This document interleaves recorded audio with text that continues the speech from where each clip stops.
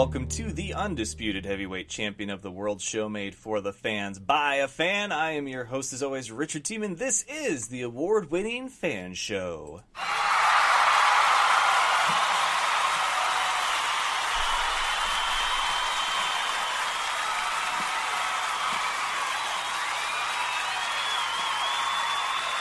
Yes, everyone's a fan of something, and we have got something for every fan today. Right now, music lovers. I know, January's been a good month for you guys, hasn't it? We had Real Big Fish, and now, the hard rockin' hotties that dedicate and tribute all their energy and being to the sounds of AC/DC. Hell's Bells. Oh, man. Caught up with these fine young ladies last year before. Well, anyway, they come to Spokane annually, and it's always a good time. And we had another great conversation. Last time we talked about, potential gigs, what the future may hold, a little bit about the band's history. And this time we go a bit more into that, and we kind of pick their brain, have a little fun. But Adrian, the Angus of the band, Lisa, the Malcolm of the band, they are great gals, and of course Mandy, their bass player. I forget what of the band she is. I don't remember the AC/DC bass player. My bad. But yeah, they're awesome chicks. They really are.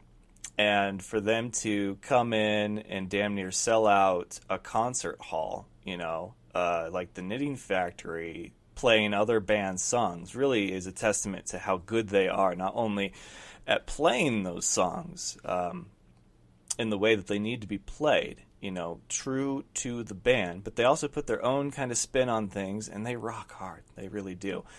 Speaking of rocking hard, right now, if you're near your phone, computer, mobile device, you need to go to twitter.com/fanshowofficial, because the 9th annual Super Bowl of all things rock and roll is happening right now, and the only way to vote and participate is on Twitter. You can vote on Facebook, but it's only in groups, so until Facebook gets with the Twitter program here and allows you to do polls on your status and not be a page and or group, Twitter's the way to be. And Twitter has done a great job, despite the fact that they still do not have an edit button.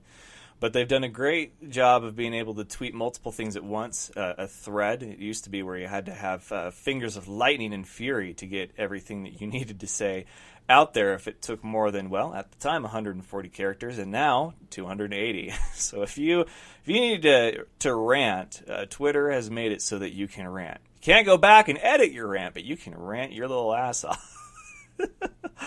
So let's go ahead and take a quick look at what we've got going on in the 9th in a Super Bowl of Rock and Roll 9.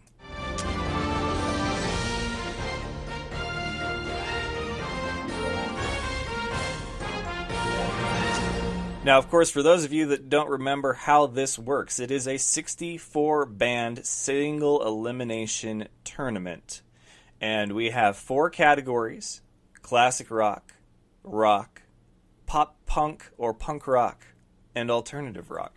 I do my best to put bands in the category that I feel that they would fit. And then because we've done this the first time, it didn't even have categories. It was just a hodgepodge of bands. I was picking bands that I liked from my iTunes, and thankfully I have a rather eclectic taste, right? So I was able to go through, and you had Foo Fighters, and you had Bon Jovi, and you had like Blink-182 and New Found Glory, and the Three Doors Down. You had a bunch of different bands, a good mashup. But now that it has grown in popularity, a lot more people get excited about it. It's that 1 week a year that we have a little fun and we do things a little off kilter. So we've had to put some rules in place. We've had to put some methods to the madness. So 64 bands broken up into 4 categories compete over a span of 6 days for one championship spot. In the classic rock category, of course, if you were in the final 4, you get a 1 seed going into the next year. If you were in the Elite 8, you get 2 seeds, and then, Sweet 16, 3 seeds.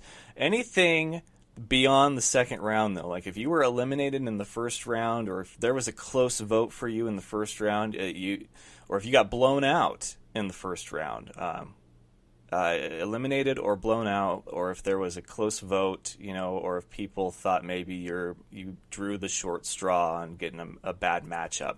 We do consider those things. However, if you got eliminated in the first round, blown out, and people were wondering what the hell you were doing in the tournament, you're probably not going to get an invite back, and we will replace you with another band, because, spoiler alert, 64 is simply not enough for everybody's favorite band to wind up in their respected category. So, with that, I do my best to seed this. So we try to get in a handful of new faces for every category each year. And then, of course, if people are wondering where so-and-so is, I tell them, well, they got eliminated in the first round, and it wasn't that close. But if people want them back, we can always bring them back. We can move some bands around to different categories if we need to, which is what I'm thinking about doing next year for Metallica. Metallica, number 1 seed in the rock category. That's where we will start off. Metallica, number 1. They're in the rock category, not classic rock category, and I believe the cutoff should be 1980. Can't do classic rock cutoff being like 70s or 60s anymore. You just can't. It's almost 90s is classic rock. But they are still touring and they are still recording albums, so it's hard to put them in the classic rock category when they keep coming out with new music. So they are taking on number 16, Disturbed. Disturbed's first time in the tournament. A few people wanted them in last year, so they will enter at a 16 seed. Then we have number 8, Linkin Park, against number 9, Tool. I forget if this is Tool's first time or not. I think they may have been back once or twice before, just because they are Tool, but they never make it very far. So they will take on Linkin Park. Avenged Sevenfold is a 5 against Chevelle, a 12. Our 5-12 upsets are always possible, and I believe both those bands are very good. Number 4, Foo Fighters. I believe a 3-time champion. 3-time champion is a 4 seed because they could not make it to the Final Four last year. How crazy is that? They'll take on number 13, Godsmack. Rage Against the Machine is a 6 against number 11, Slipknot. Slipknot's first time to the tournament. Number 3, Pearl Jam against number 14, Audioslave. Number 7, Fozzy, who actually was a big upset, made a lot of waves, a big splash in the tournament last year. They will take on number 10, Incubus. And finally, rounding out the rock category is number 2, Nirvana, against newcomer to the tournament, number 15, Korn. Alternative rock, Weezer, Modest Mouse, and we're going in the same order, so number 1 and a 16. Weezer represented the alternative rock category again last year in the Final Four, but fun fact, there has yet to be a band to represent that side of the bracket in the championship of this tournament in its 9 years. There's been multiple from rock, obviously, and from classic rock, and then there's been 1 or 2 from even the punk rock, but alternative rock has never sent one to the championship. Could that change this year? We'll see. The White Stripes against Goldfinger. Panic at the Disco against No Doubt, which Panic, kind of hard to fit them into a category, but I also go off what have they done lately, if they're still doing stuff. Panic is becoming more progressive, more alternative, so they are there.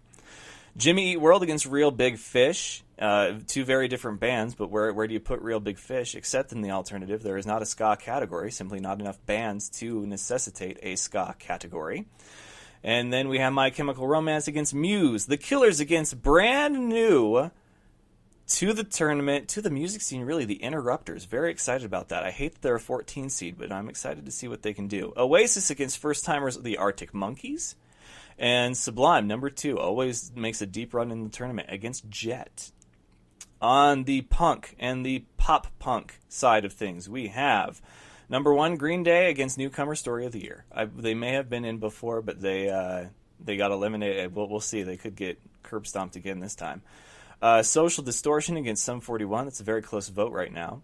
Newfound Glory against Brand New. The Offspring taking on the All-American Rejects. The Ramones against Taking Back Sunday, for those of you keeping score at home that are familiar with the tournament. Taking Back Sunday was actually in the alternative rock category last year, as was Brand New.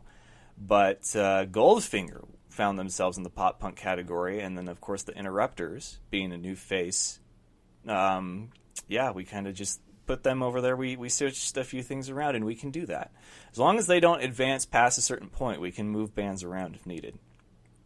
Fall Out Boy against MXPX. Rancid against All Time Low. And number 2 seed Blink-182, and I believe 2-time champion as well. Blink-182 taking on The Used.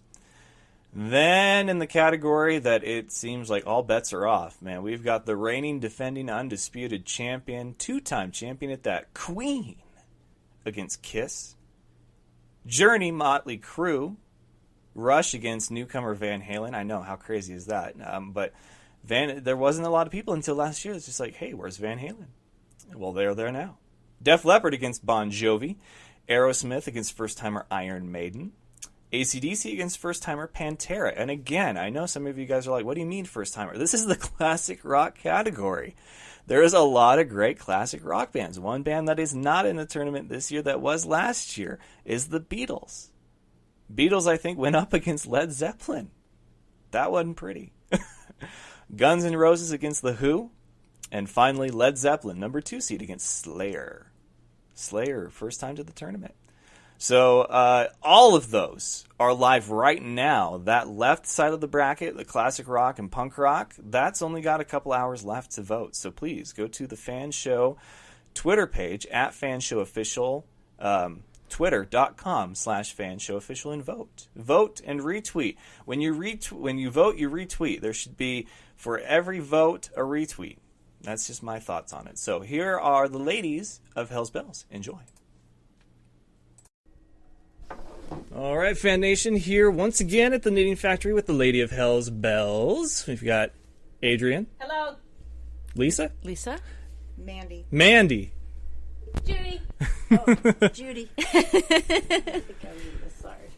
And it's great to have you back. It's always fun to have, girl band royalty in the area. It's good to be back. Yeah, it's good to see you again, too. Well, a lot has gone on since the last time. I've got a music division, which you guys are going to be part of, and it was inspired because of our email exchange last year. You're like, this looks like a sports website, and it was at that time I had covered so many different events that I was like, everything I do outside of sports should have a home, and so I said, how do I do that?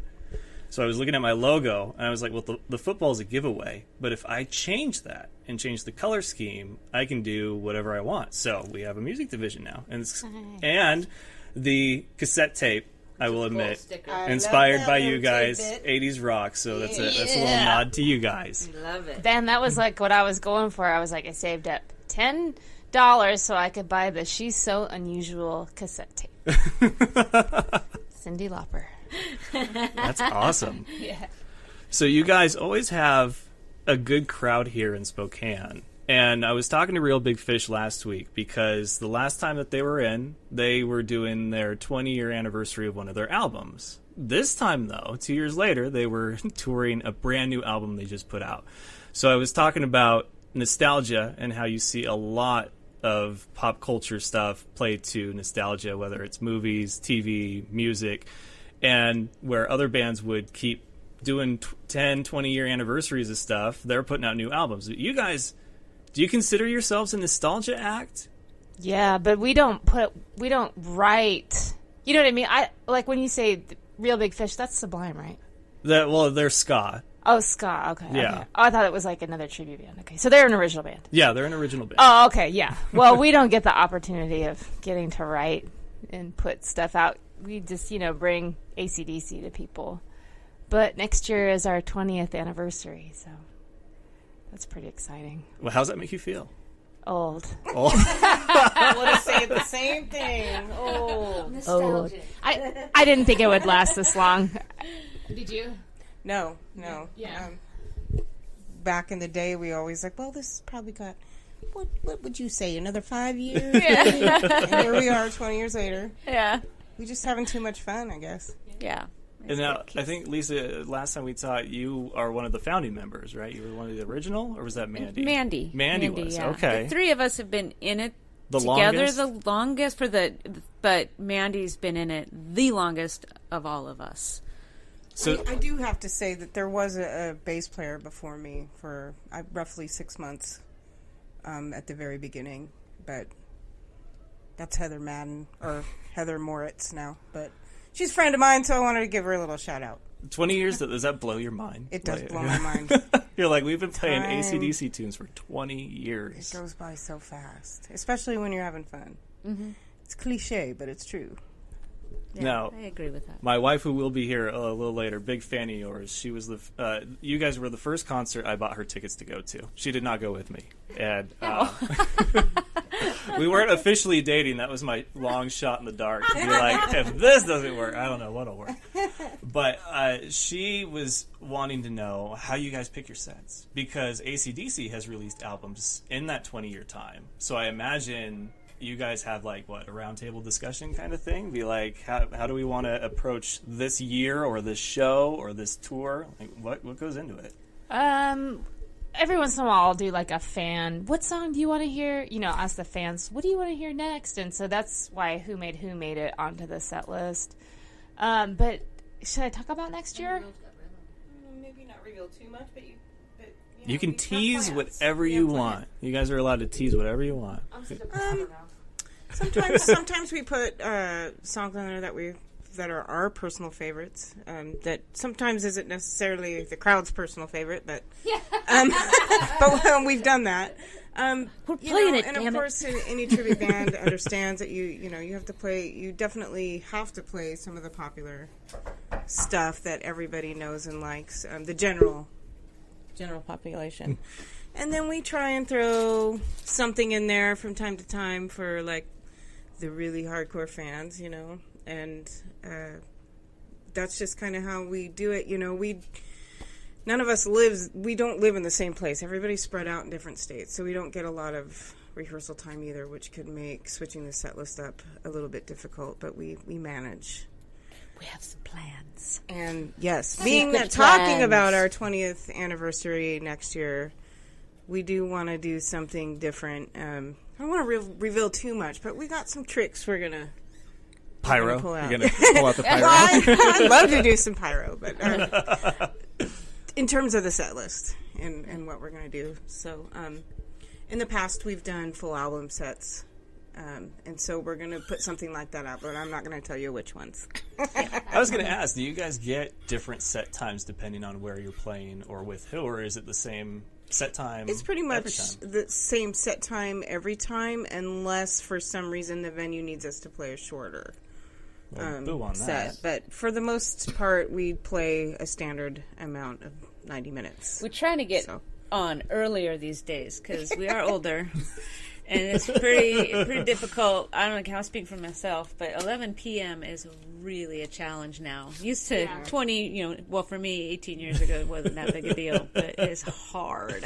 Some friends where I live coined the term geezer gig for the ones that we go on extra early and we're done early. I think those are casino shows. Yes, you are correct. And we love the geezer gig, by the way. Yeah, we do. But there's got to be something about an actual music venue like the Knitting Factory, because it's a more intimate setting, and you guys are playing tunes that pretty much everybody there knows. Do you feel like after 20 years you've reached the point where people are coming to see Hell's Bells or coming to hear AC/DC songs? I know that's a loaded question, but I wanted to ask it. Oh, it is. Well, we get a lot of times we get people that come up and say, they had never listened to AC/DC before, and that's always a mind blower, but also very humbling and very cool. Wow. So we get people like that. We get people that say that we renewed their interest in AC/DC, and then there are people that are just big AC/DC fans, and they come and are excited by what we're doing and keep coming back. But I think there are a few Hell's Bells fans out there that it always makes me kind of wince when people say, I don't even like AC/DC and you guys are amazing. I'm like, how does that? Yeah, I don't. But some is people that a compliment? It's super nice, but some I don't know. Say it, but it's weird. But it's weird. It's weird. But That'd be I tough. think that I don't know how I could, because I've got friends that are just like, I don't, follow any kind of sport, but your shows are a lot of fun to listen to. I was like, how do you keep up with everything that's going on? Do you understand what I'm talking about? But I think you guys have done a fantastic job. And talking about 20 years, how you guys, some of you are not the original members. Most of you, I don't think anybody in the band really is technically an original member. So no, what? Not on a technical basis, no. What does that mean then? Is this a passing of the torch type band where when one member says, that's it, you give it to another? Or after 20 years, are you guys going to be like, how many more do we want to do this as a group? Because you guys have had to have bonded by now. We're family. Yeah. Sisters. Yeah. When the last founding member left, that's what she did for us. She gave us permission to keep going. Otherwise, we wouldn't be doing this. I mean, she handed the torch over and said, see what you can do with it, and good luck. And she gave us our blessing, and that's why we're still here. However, like I don't know when we ever decide to hang this up, what's going to happen. I can't tell you. We've already talked about, maybe we can menudo this out or something. But in all seriousness, and who knows? Who knows? When you know, you know. Yeah. But, I just didn't know if you guys had... Because some groups, they won't be the founding members and they'll find replacements, but it's usually like a bass player or a rhythm guitarist or drummers a lot. You see a lot of drummers that come and go. And she smiles over there. And it's true. As a former drummer myself, I know you can be replaced just as easy as you can get the gig. But there comes a certain time where you mesh better with one group than you did different parts, and at that point you're just like, I don't want to play with anybody but you guys, and I don't know if I'd want anybody else to do this but us. So I imagine you guys will probably have some sort of talk, but the 20th anniversary sounds like it's going to be great for you guys, and whatever you have up your sleeves. Are you still, 3 Red Bulls before the show? I don't know how you do the energy before the show that you do. Well, I do have a 5-hour energy drink. I had it at like an hour ago, but that's just, I don't even feel like I'm tired.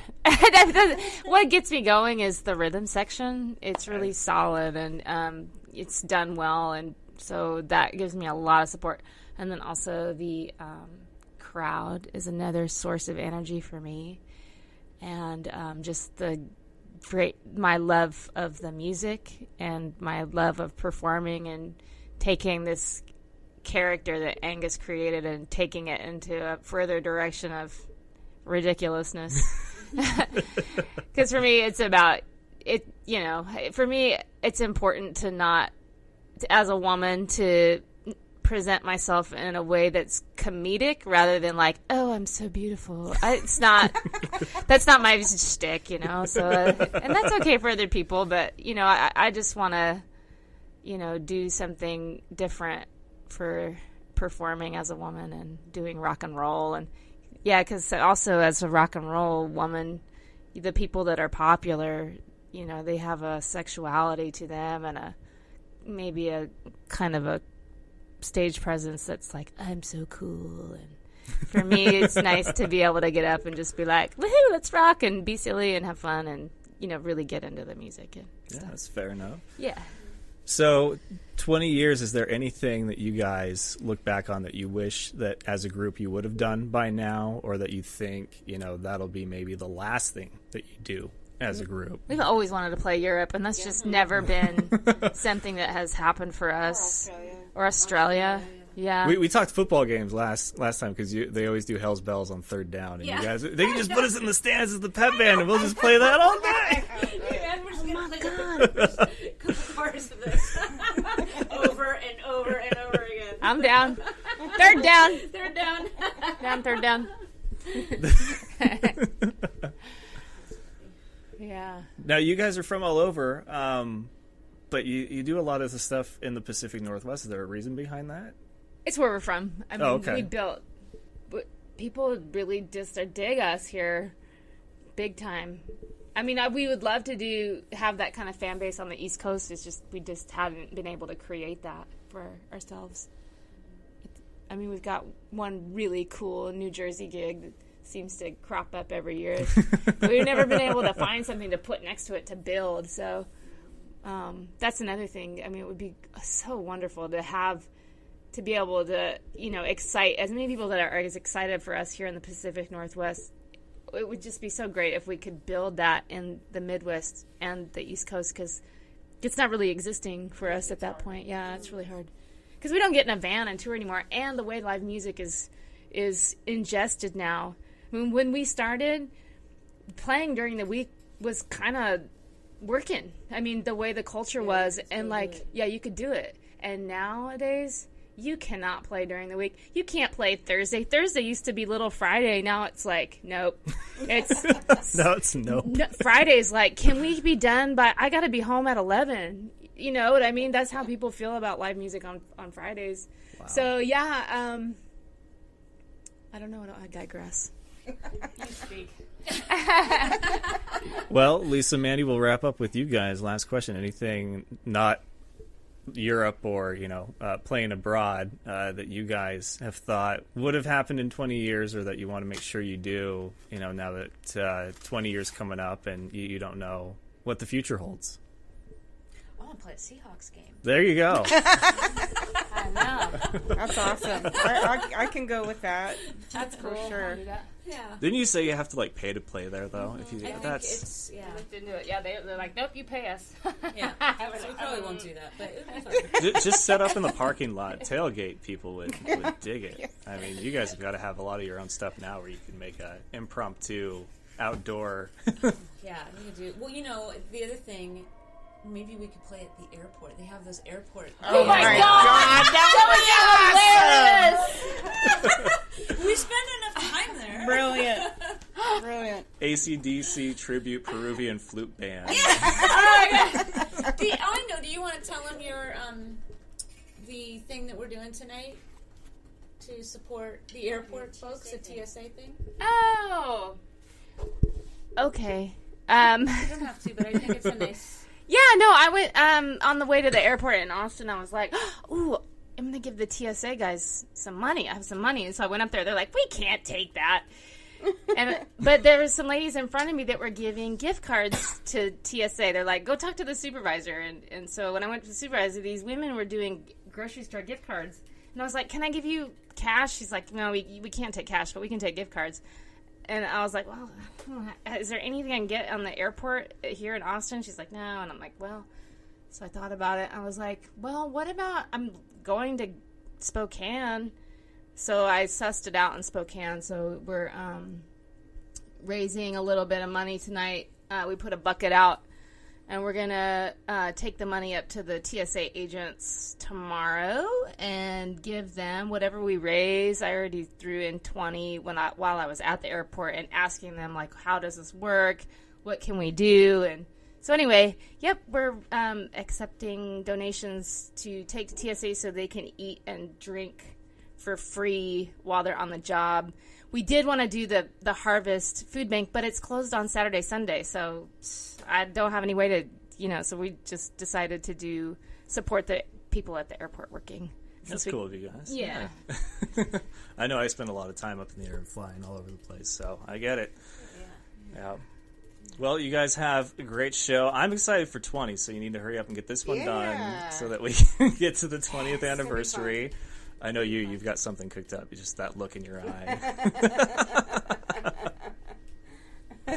But you took a 5-hour about an hour ago, so you're going to crash right after you open the set. Yeah, the band, the stage is so exhilarating. I forget about that by halfway.